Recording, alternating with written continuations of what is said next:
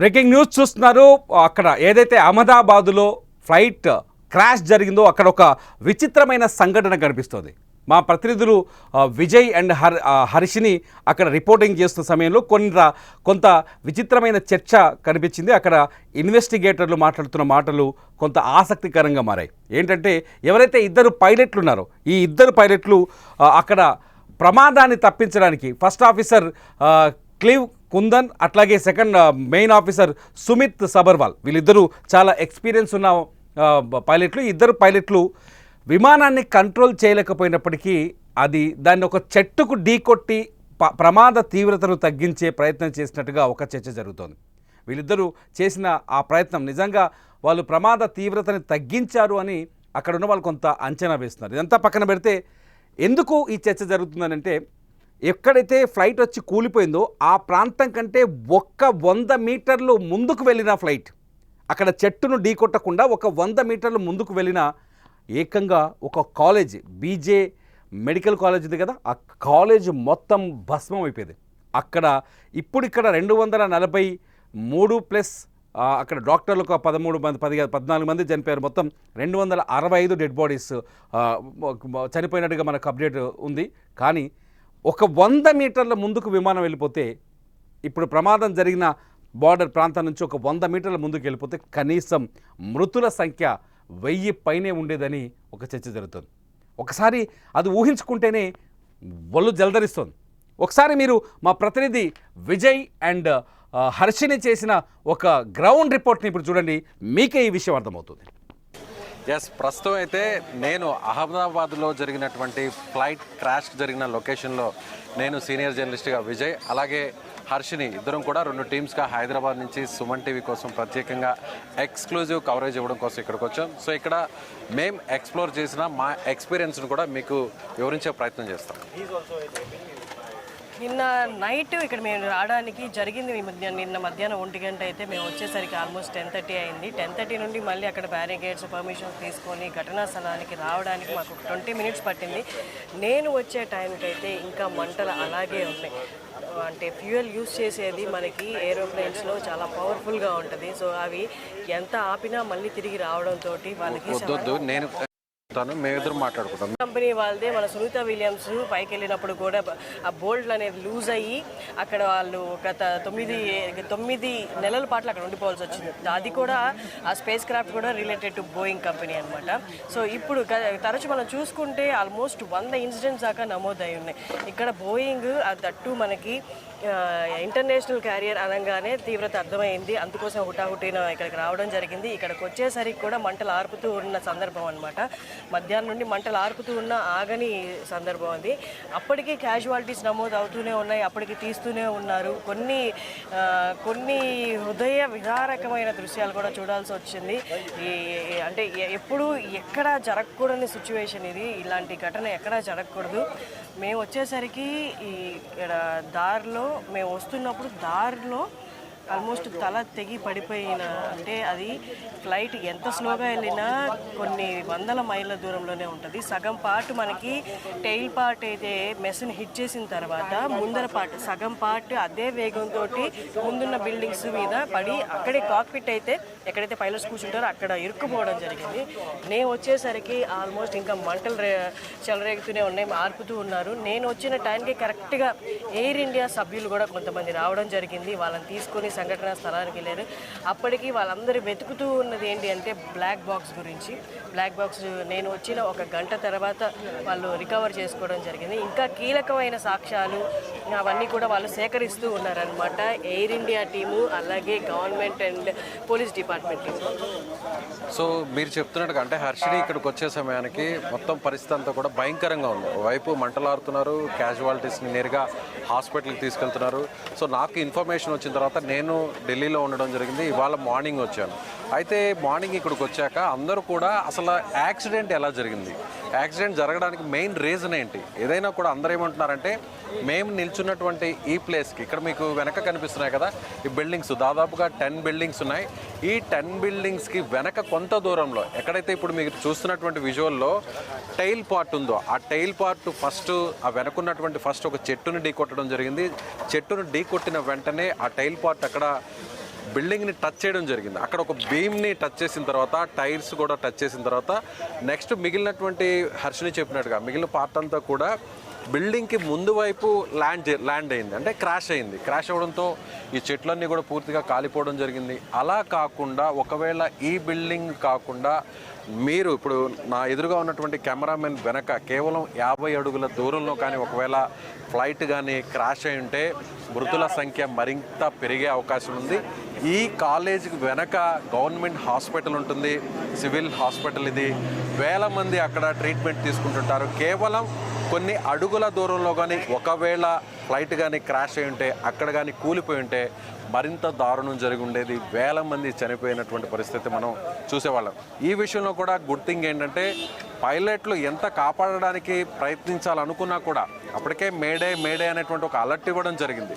కేవలం flight takeoff అయినటువంటి 53 సెకండ్స్లోనే crash అయిపోయింది. సో ఇంకెక్కడ కూడా అక్కడ సేఫ్ చేసేటువంటి పరిస్థితులు లేవు, రియలైజ్ అయ్యే పరిస్థితి లేదు. ఏం చేయాలి వాళ్ళు అసలు అవగాహన తెచ్చుకునే లోపలే దహనం అయిపోయారు. సో ఒకవేళ కొంత ముందుగా వెళ్ళి కేవలం ఒక 100 అడుగుల దూరంలో లేదంటే ఒక 200 అడుగుల దూరంలో కానీ ఫ్లైట్ కానీ క్రాష్ అయ్యింటే వాళ్ళ పరిస్థితి మరింత దారుణంగా ఉండేది. నిజంగా లోపలికి వెళ్ళానండి. నేను లోపలికి వెళితే మనం మాత్రమే సుమన్ టీవీ ఎక్స్క్లూజివ్గా లోపలికి వెళ్ళడం జరిగింది. నేను వెళ్ళాను, హర్షిని వెళ్ళారు. నేనైతే నేరుగా ప్రతి బిల్డింగ్ని కూడా విజిట్ చేశాను, మీకు కూడా వీడియోస్ కూడా చూపించాను. నిజంగా అక్కడ భోజనం ప్లేట్లో పెట్టుకొని ఆ రోటీ, ఆ సబ్జా అవన్నీ కూడా పెట్టుకొని తింటున్న క్రమంలో వాళ్ళకి ఒక్కసారిగా మంటలు వ్యాపించేసాయి. ఇక్కడ 100 మంది ఉన్నారు, వాళ్ళకి ఏం తెలియదు, ఏం జరుగుతుందో తెలియదు. ఏదైనా ఉగ్రవాదులు ఏదైనా అటాక్ చేశారా, బాంబ్ బ్లాస్ట్ అయిందా, లేదంటే ఫైర్ యాక్సిడెంట్ జరిగిందా అని అసలు వాళ్ళకి ఏం తెలియదు. మంటలు వస్తున్నాయి, కొంతమంది చనిపోతున్నారు, కొంతమంది గోడలు దూకి పరిగెత్తుతున్నారు, కొంతమంది బిల్డింగ్స్ దూకేశారు. సో ఎక్కడ చూసినా కూడా ఒక శ్మశాన వాతావరణమే కనిపించిందని చెప్పొచ్చు. నిజంగా బతికిన వాళ్ళు నిజంగా అదృష్టవంతులు అనాలో లేదంటే అసలు ఏ సంబంధం లేకుండా నిజంగా హాస్టల్లో ఉంటూ భోజనం చేస్తున్న వాళ్ళు, కొంతమంది హాస్టల్లో ఉంటున్న వాళ్ళు చనిపోవడం అనేది నిజంగా దారుణం. ఎందుకంటే మనం చూస్తుంటాం చాలా ప్రాంతాల్లో కూడా, మన హైదరాబాద్లో కూడా గతంలో ఇంటర్నేషనల్ ఇప్పుడు శంషాబాద్ ఎయిర్పోర్టు షిఫ్ట్ కాకముందు ఇదే విధంగా అహ్మదాబాద్లో ఏ విధంగా సిటీకి మధ్యలో జనవాసాలకు మధ్యలో ఎయిర్పోర్ట్ ఉంటుందో బేగంపేట ఎయిర్పోర్ట్ కూడా ఒకప్పుడు అలాగే ఉండేది. అలా ఫ్లైట్ టేకాఫ్ అయిన తర్వాత చుట్టుపక్కల ఉన్నటువంటి బిల్డింగ్స్ మీద కొలాప్స్ అవ్వడం, క్రాష్ అవ్వడం అనేది కూడా ఎవరు ఊహించరు. రోజు ఈ విమాన శబ్దాలు వింటూ ఉంటారు, టేకాఫ్ శబ్దాలు వింటూ ఉంటారు, ల్యాండ్ అయ్యే శబ్దాలను కూడా వింటూ ఉంటారు. ఇది రోజువారీ ప్రక్రియలో జరిగేటువంటి ఒక సామాన్యమైనటువంటి పరిస్థితి. అలాంటి విమానం తమ ప్రాణాలను తీసేస్తుందని, తమ జీవితాలను బుగ్గిపాలు చేసేస్తుందని ఎవరు కూడా ఊహించి ఉండరు. మీరే ఉంటారు హర్షిని? అవునండి సార్, విజయ్ గారు చెప్పింది ఇక్కడ కరెక్ట్గా కళ్ళకు కట్టినట్టుగా మేము చూసిందే మీకు చెప్పాము. ఇక్కడ ఏ స్పెక్యులేషన్స్ లేవు. అండ్ ఎవరైతే ఓన్లీ సర్వైవర్ ఉన్నారో రమేష్, ఆయన ఇప్పుడే మాట్లాడడం కూడా జరిగింది. ఆయన మాటల్లో చెప్పడం ఏంటి అంటే ఇక్కడ మనం చూస్తే ఈ సీన్ ఆయన చెప్పిన మాటలు ఒకసారి విజువలైజ్ చేసుకోగలిగితే, మ్యాచ్ చేయగలిగితే మనము ఫస్ట్ టెయిల్ పార్ట్ మనకి మెస్కి తగిలింది, సెకండ్ పార్ట్ ఏదైతే ఉందో residential super speciality hospital join చేయడం జరిగింది. ఇంత పెద్ద ప్రమాదం 6872 కిలోమీటర్లు అహ్మదాబాద్ నుండి లండన్కి డిస్టెన్స్. అంటే 6800 కిలోమీటర్లు మీకు కవర్ చేయాలంటే ఎంత ఫ్యూయల్ లోపల నింపుంటారో ఒక్కసారి అర్థం చేసుకోండి. అంత ఫ్యూయల్ జస్ట్ టేక్ ఆఫ్లోనే ఇంత ఫ్యూయల్ వాళ్ళు క్రాష్ అవడంతో నిండుగా ఉన్న ట్యాంక్ ఫ్యూయల్ మొత్తం బ్లాస్ట్ అవ్వడం, దానివల్ల మీరు చూడగలరు వెనక ఎంత విస్తృతంగా వచ్చేసాయో మంటలు ఇక్కడ దాకా. పాపం రెసిడెన్స్ అనేది ఇక్కడ డాక్టర్స్ కూడా మాట్లాడడానికి మేము మాట్లాడలేకపోతున్నారు, మాటలు రావట్లేదు. ప్రమాదం నుంచి తప్పించుకున్నామని ఆనందపడాలో అసలు మా కొలీగ్స్ వీళ్ళందరికీ ఏమైంది, అసలు ఎవరున్నారో ఎవరు లేరో అని ఆందోళన చెందాలో అని మాకు అర్థం కావట్లేదు. అది ఈ దుర్ఘటన ఎంతోమంది ప్రాణాలు కాపాడే డాక్టర్స్ రెసిడెన్స్ మీద పడడము జరగడం అనేది ఇంకా చాలా దారుణం. సో నిజంగా ఈ విషయంలో కూడా ఏవియేషన్ డిపార్ట్మెంట్ కూడా టెక్నికల్గా కొంత అలర్ట్ అవ్వాల్సినటువంటి అవసరం ఉంది.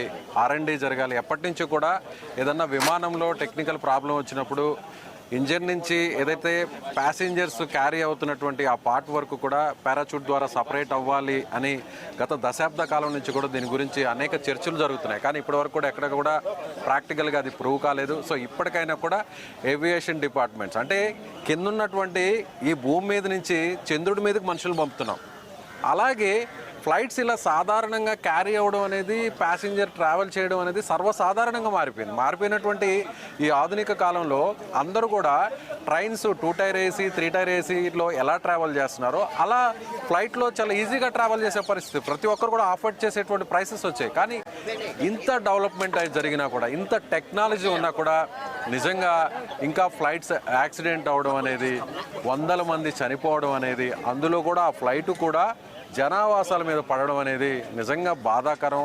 ఇండియాలో జరిగినటువంటి ఫ్లైట్ క్రాష్ యాక్సిడెంట్స్లో ఇదొక బిగ్గెస్ట్ యాక్సిడెంట్గా చెప్పాలి, ఇదొక విషాదకరమైనటువంటి ఇన్సిడెంట్గా చెప్పాలి. ఈ వార్తని కవర్ చేయడం కూడా నిజంగా మాకు కూడా చాలా బాధగా ఉంది. చాలా విషయాలను కవర్ చేశాం. నేను గతంలో కూడా సుమన్ టీవీకి సంబంధించినట్టు కొన్ని షూట్స్ కోసం నేను కానీ, హర్షిని గారు కానీ, కొంతమంది యాంకర్స్ అందరం కూడా ఇదే అహ్మదాబాద్కి చాలా సందర్భాల్లో రావడం జరిగింది. గత 2 నెలల్లో 4-5 సార్లు వచ్చినటువంటి పరిస్థితులు కూడా ఉన్నాయి.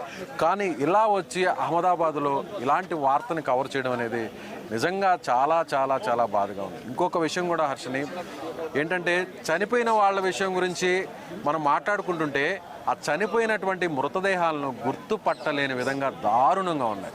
పీసెస్ అయిపోయినాయి, తల ఎవరిదో తెలియదు. హర్షిని చెప్పినట్టుగా వాళ్ళు వచ్చే టైంకి ఈ ప్రాంతంలోనే ఒక ప్యాసింజర్ కావచ్చు, లేదంటే ఇక్కడున్న లోకల్ పర్సన్కి సంబంధించిన హెడ్ పార్ట్ తెగిపడి ఇక్కడ రోడ్డు మీద పడిపోవడం మీరు కూడా సోషల్ మీడియాలో చూస్తుంటారు. నిజంగా ఎవరి ఏ పార్ట్దో ఎవరు తెలియదు, ఎవరు బాడీ పీసెస్ ఏంటో కూడా ఎవరికి తెలియదు. అలాంటి దారుణమైన స్థితి, కుటుంబాలకి చనిపోయారనేటువంటి జీర్ణించుకోలేని బాధ ఒక ఎత్తు అయితే, వాళ్ళ ఫ్యామిలీ మెంబర్కి సంబంధించినటువంటి డెడ్ బాడీ ఎవరిదో ఐడెంటిఫై చేయడం అదొక పెద్ద సమస్యగా మారిపోయింది. ఎంత డిఎన్ఏ టెస్టులు జరిగినా కూడా, గతంలో కూడా ఎన్నో యాక్సిడెంట్స్ జరిగాయి, ఇలాగే ఫ్లైట్ యాక్సిడెంట్స్ జరిగాయి, అలాగే ట్రైన్ యాక్సిడెంట్స్ జరిగాయి. కానీ ఎక్కడా కూడా దాదాపు 100 మంది చనిపోయిన సందర్భంలో కనీసం 30 నుంచి 40 మంది డెడ్ బాడీస్ గుర్తుపట్టలేని విధంగా గతంలో జరిగినటువంటి పరిస్థితులు ఉన్నాయి. సో అదృష్టవశాత్తు అనుకోవచ్చు, లేదంటే గుడ్ లక్గా అందరి డెడ్ బాడీస్ అన్నింటినీ కూడా ఐడెంటిఫై చేయాలి, వాళ్ళ ఫ్యామిలీ మెంబర్స్కి ఇవ్వాలని మనం కూడా మనస్ఫూర్తిగా కోరుకుంటాం. మీరేమంటారు హర్ష? నార్మల్గా అందరూ అనుకుంటారు ఏదైనా బిల్డింగ్ మీద పడితే ఆ బిల్డింగే కదా మనకి ఆ తీవ్రతని ఫేస్ చేస్తుంది అని. కానీ మనకి బోయింగ్ అనేది పెద్ద ఫ్లైట్, 242 మందిని క్యారీ చేస్తున్న ఫ్లైట్. అది 187 ఫీట్ ఉంటుంది, 187 ఫీట్ ఉంటుంది. అందుకోసమే మనకి ఇంత భారీ ఎత్తున నష్టం కనిపిస్తూ ఉంది. ఏ ప్రోగ్రామ్ హోస్ట్ అయినా, ఏ యాంకర్ అయినా బాగా వర్క్ చేయాలనుకుంటారు. కానీ ఇక్కడ మేము ఎంత చెప్పాలన్నా రోదనలే ఉన్నాయి మా చుట్టుపక్కల. ఎంత చెప్తూ ఉన్నా అవి చూస్తూ అసలు ఇలాంటి పరిస్థితి ఎందుకు వచ్చిందా అని క్షణక్షణం లోపల అనుకుంటూ కవర్ చేయాల్సి వచ్చింది. ఇదంతా మీ అందరికీ అవేర్నెస్ క్రియేట్ చేయడానికి, ఇక్కడ పరిస్థితి ఏంటి అని తెలపడానికి మేము ఇంత కష్టం తీసుకొని ఇక్కడికి వచ్చింది. సో ఇప్పుడు ప్రస్తుతానికి క్యాజువాలిటీ విషయానికి వస్తే, అక్కడ మాత్రం మనకి ఎలాంటి అప్డేట్ రావట్లేదు అఫీషియల్గా డాక్టర్స్ తీస్తే తప్ప. నిన్న రాత్రి వరకు హాస్పిటల్లో కూడా ఎలా ఉన్నింది. నేను లోపలికి వెళ్ళి కొంతమంది పేషెంట్స్ తోటి, వాళ్ళ రిలేటివ్స్ తోటి మాట్లాడడం జరిగింది. నేను మాట్లాడుతున్న ఆ టైంలో కొంతమంది పేషెంట్స్ ఉంటే, ఇంకొంత భాగం ఎవరున్నారు అంటే మా వాళ్ళు కూడా అదే రెసిడెన్సీలో ఉండేవాళ్ళండి. వాళ్ళు అసలు ఇక్కడ ఉన్నారా లేరా ఆ టైంలో, లేకపోతే బయటకు వచ్చారా, వాళ్ళ నోటి నుంచి ఆ మాట రావట్లేదు. చనిపోయారేమో అన్న ఆ మాట రాలేక వాళ్ళు ఎక్కడున్నారో కనిపెట్టండి, వాళ్ళు ఎక్కడున్నారో కనిపెట్టండి అంటున్నారు. మనందరికీ తెలిసిన విషయమే వాస్తవం ఏంటో. కానీ వాళ్ళకి చెప్పలేక, వాళ్ళకి సర్దిపుచ్చలేక అదొక ఒకసారి చూడగలిగితే మొత్తం కాలిపోయి ఉన్నాయండి. ఆ పక్కనే ఎవరైతే పెట్స్ని పెంచుకుంటూ ఉన్నారో ఆ పెట్స్ని ఆ 30 సెకండ్స్లో వాళ్ళ ప్రాణాలకి అసలు ఏమవుతుందో తెలియదు. వాళ్ళు అసలు అవగాహన రియలైజేషన్లోకి వచ్చే లోపలే వాళ్ళ ప్రాణాలే పోయాయి. ఇంకా ఆ చిన్న ప్రాణాలను వాళ్ళేం కాపాడుతారు. అవి అలాగే కట్టేసి ఉన్నాయి, అలాగే అక్కడే బూడిదైపోయి అలా స్తబ్దుగా నిల్చున్నాయి అన్నమాట. వాటి శవాలు కూడా అక్కడే ఉన్నాయి. లోపల ఇంకా సామాన్లు తీస్తూనే ఉన్నారు. అది ఫ్లైట్లో ఉన్న సామాన్లు, అలాగే ముక్కలు అయిపోయిన అపార్ట్మెంట్ గ్లాసులు, ఫర్నిచర్ అలా అన్ని కాలిపోయి అతుక్కుపోయి ఉన్నాయండి. వాళ్ళకి ఏం తీసుకెళ్లాలో కూడా తెలియట్లేదు. కానీ అసలు వాళ్ళు తిరిగి మళ్ళీ ఇక్కడికి ఉండగలరా అనేది పెద్ద ప్రశ్న. ఖచ్చితంగా ఉండలేరు. ఇవన్నీ హాంట్ చేస్తూ ఉంటాయి వాళ్ళని. సో నిజంగా లోపలికి వెళ్ళినప్పుడు అక్కడ సిచ్యువేషన్ చూస్తే దాదాపు 6 బిల్డింగ్స్ మొత్తం అంతా కూడా కాలి బూడిదైపోయి ఉన్నాయి. అందులో కొన్ని జంతువులు, ముఖ్యంగా నేను చూశాను, నా మొబైల్తో నేను షూట్ చేశాను. ఒక పావురం అయితే అలా పూర్తిగా కాలిపోయింది, కన్ను మాత్రమే కనిపిస్తుంది. నేను చనిపోయిందేమో అని ఆ పావురాన్ని క్లోజ్గా నేను మొబైల్ తీసుకెళ్తే అది ఒక్కసారిగా ఏదో ఒక వస్తువు దగ్గరకు వచ్చిందని అప్పటి వరకు బూడిదగా మారిపోయినటువంటి ఆ పావురం అప్పుడు రెక్కలు విరుచుకొని ఎగురుతూ బయటికి కొంత దూరం వరకు వెళ్ళగలిగింది. బహుశా అది కొన్ని క్షణాలు మాత్రమే బతుకుతుంది అనుకుంటా, చనిపోతుంది. చెప్పడం కూడా చాలా బాధగా ఉంది. మరికొన్ని పావురాలు అయితే కాలిపోయినటువంటి ఆ చెట్ల కొమ్మల మీద తమ గూడు కోసం ఎదురు చూస్తున్నాయి, తమ పిల్లల కోసం ఎదురు చూస్తున్నాయి. ఆ గూడులో గుడ్లు పెట్టుంటాయి కొన్ని పావురాళ్ళు. చాలా బిల్డింగ్స్ మీద మనం చూస్తుంటాం, పెద్ద పెద్ద బిల్డింగ్స్ మీద పావురాలన్నీ కూడా గూళ్ళు కట్టుకుంటుంటాయి, అక్కడే తమ గుడ్లు పెట్టి పిల్లలను కూడా పొదుగుతుంటాయి. అలా కొన్ని వందల పావురాలు ఈ బిల్డింగ్స్ మీద ఉన్నాయి. అవన్నీ కూడా కాలి బూడిదైపోయాయి. లోపలికి వెళితే ఆ మెస్లో భోజనం చేసేటువంటి ఆ ప్లేస్ దగ్గర ఒక కుక్క అలాగే ఉంది, ఒక శునకం. తన యజమాని వస్తాడు, అది అమ్మాయి కావచ్చు అబ్బాయి కావచ్చు ఎవరో తెలియదు, తను ఎంతో ఇష్టంగా వాళ్ళు పెంచి విశ్వాసంగా చూసుకుంటున్నారు. ఆ కుక్క దాని లాయల్టీ ఎలా ఉందంటే, నా యజమాని వస్తాడు, ఇక్కడికి వస్తాడు, తను కంచంలో తింటున్నటువంటి భోజనంలో ఒక ముద్ద నాకు పెడతాడు, ఒక రొట్టె ముక్క నాకు తీసి పెడుతుంది అని ఆశగా ఎదురు చూస్తున్నటువంటి ఆ దృశ్యాలు నిజంగా చాలా చాలా చాలా చాలా బాధ కలిగించాయండి. నిజంగా ఓవైపు టెక్నీషియన్స్ వస్తున్నారు, ఓవైపు ఎవరైతే R&D డిపార్ట్మెంట్స్ వస్తున్నారు, ఫోరెన్సిక్ వాళ్ళు వస్తున్నారు, ఏవియేషన్ డిపార్ట్మెంట్స్ వాళ్ళు వస్తున్నారు, రెస్క్యూ టీమ్స్ వస్తున్నాయి, ఎవరి పనులు వాళ్ళు చేసుకుంటున్నారు, శబ్దాలు వస్తున్నాయి, బిల్డింగ్ మొత్తం కూలిపోయింది. కానీ ఆ కుక్క మాత్రం అలాగే టేబుల్ కింద చూస్తూ ఏ కదలిక వచ్చినా తన యజమాని వస్తున్నాడేమో అంటూ అటువైపు చూడడం నిజంగా చాలా బాధ కలిగించింది. అంటే నిజంగా ఇలాంటి ప్రమాదాలు జరిగినప్పుడు ఎంత దారుణమైనటువంటి పరిస్థితులు ఉంటాయో మనసును అలా పిండేసేటువంటి దృశ్యాలు లోపల కనిపిస్తున్నాయని మీకు చెప్పడం కోసమే ఇంత డీటెయిల్డ్గా మేము చెప్పే ప్రయత్నం చేస్తున్నాం. ఇలాంటి పరిస్థితులు ఎవ్వరికీ రాకూడదని మేము కోరుకుంటున్నాం. సో ఇప్పటికైనా అందరూ ఆలోచించాలి, ఇలాంటి ప్రమాదాలు జరగకుండా. చంద్రుడి మీదకి రాకెట్లు పంపించే మనం ఇలా ప్రమాదాలు, చిన్న చిన్న సమస్యలు కావచ్చు, పెద్ద సమస్యలతో వందల మంది ప్రాణాలు పోవడం అనేది మాత్రం మనస్ఫూర్తిగా చెప్పాలి. ఈ వీడియోని విజువల్స్ని దారుణమైన విషయము, చూసిన వెంటనే కడుపు తరుక్కుపోయే విషయము. చిన్నపిల్లల ఆట వస్తువులు, వాళ్ళ చేతి బ్రేస్లెట్స్, పట్టీలు ఉన్నాయి. అంటే మీరు దాన్ని బట్టి అర్థం చేసుకోవచ్చు వాళ్ళు ఎలాంటి పరిస్థితుల్లో చనిపోయి ఉంటారు అనేది. పిల్లల చిల్డ్రన్ బాడీలు అయితే అక్కడ లేదు, తరలించేశారు. కానీ వాళ్ళకి సంబంధించిన ఆట వస్తువులు అవన్నీ అక్కడ చూస్తూ ఉంటే అమ్మాయి అసలు భరించలేము. అసలు అది ఎంత వేదన, ఎంత బాధ. చిన్న దెబ్బ తగిలితే తట్టుకోలేరే, కేవమని ఏడుస్తారే. అలాంటి పిల్లలు మన విజువల్స్లో చూడొచ్చు. ఒక హోల్ ఫ్యామిలీ, 5 మెంబర్స్ ఉన్నారు ఫ్యామిలీ, అందరూ ఇంతున్నారు, 3 పిల్లలు. ఫస్ట్ టైం వెళ్తున్నారంట లండన్కి, అక్కడ సెటిల్ అయిపోవడానికి. వాళ్ళకి ఏం తెలుసు, ఏమి తెలియకుండానే ప్రాణాలు కోల్పోవడం జరిగింది. అమ్మున్నారు, నారున్నారు అని ధైర్యం కూడా లేదు. వాళ్ళేం చేయగలరు? మంటలు వ్యాపించేశాక ఎవ్వరూ ఏమీ చేయలేరు. అలాంటి పరిస్థితి. సో ఇంకొక విషయం కూడా చెప్పాలండి. జనరల్గా చిన్నపిల్లలు కానీ పెద్దవాళ్ళు కానీ అలా విమానం సౌండ్ వస్తూ పైన వెళ్తుంటే అది ఎంత వయసు వాళ్ళైనా సరే, ఏ హోదాలో ఉన్న వాళ్ళైనా సరే అలా ఆశగా ఒక్కసారిగా ఆశ్చర్యంగా ఆ విమానం వైపు చూస్తుంటారు. అలా ప్రతిరోజు అలా చూసే పిల్లలు ఆ విమానం వల్లే తమ ప్రాణాలు పోతాయని, తమ కుటుంబాలని కోల్పోతారని ఎవరు కూడా జీవితంలో ఎవ్వరు ఊహించరు. అలాంటి దారుణమైనటువంటి భయానక పరిస్థితి ఇక్కడ రావడం అనేది చాలా చాలా చాలా దారుణం అనే చెప్పాలి.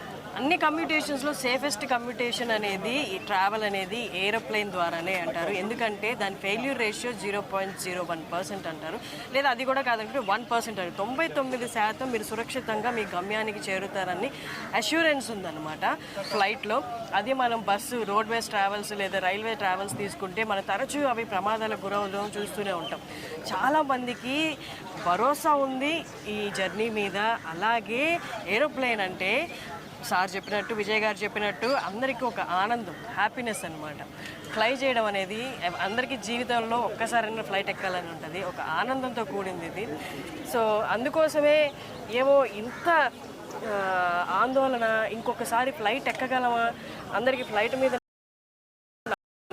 మన సాంకేతిక లోపం అయితే, లేకపోతే కరెక్ట్గా అన్నీ పర్ఫెక్ట్గా ఉన్నాయని చెక్ చేసుకోకపోవడం ఒక కారణం అయితే అక్కడ మనకి కనిపిస్తుంది. ఆల్రెడీ రిలీజ్ చేశారు గవర్నమెంట్, రీజన్ ఏంటి అనేది. అక్కడ ఫ్యూయల్ కంజక్షన్ అయితే జరిగిందని చెప్తున్నారు. దానికి రీజన్స్ కూడా మనకి ఇంకా తెలియాల్సి ఉంది. ప్రస్తుతం అయితే